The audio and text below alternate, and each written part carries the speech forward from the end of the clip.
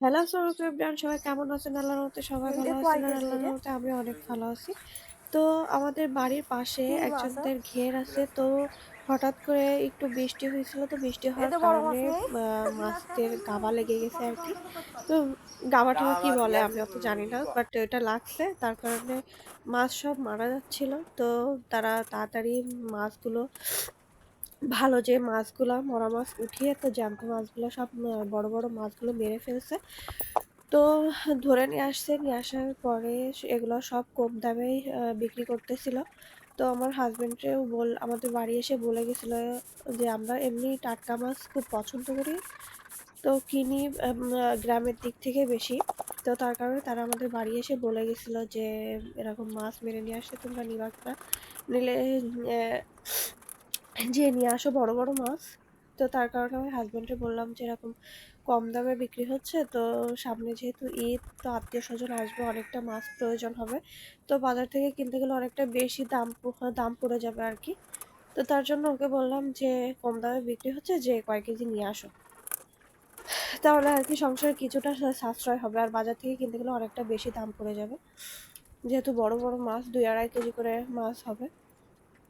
তো ও যে ও যেয়ে তাই নিয়ে আসছে।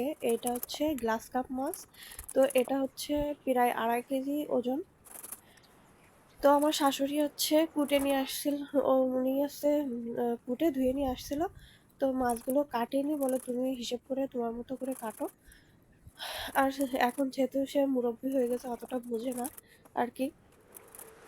তো তার কারণে আমি মাছগুলো আবার বসে, বসে কাটতেছিলাম। একটু হিসাব করেই কাটতেছিলাম যাতে হ্যাঁ, রোজার এই মাসটা হয়ে যায় আমাদের। আর ঈদের সময় আত্মীয়স্বজন আসবে, সবার হয়ে যায় এই মাসটাতেই। রোজা পার হয়ে যায়।